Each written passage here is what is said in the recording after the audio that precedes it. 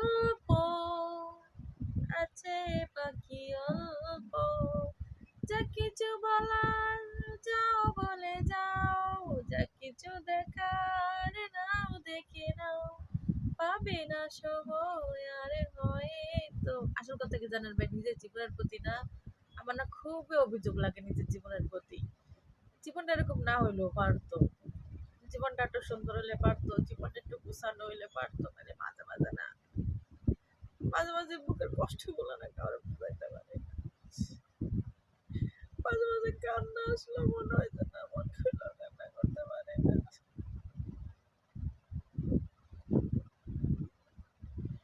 মাঝে মাঝে এরকম লাগে,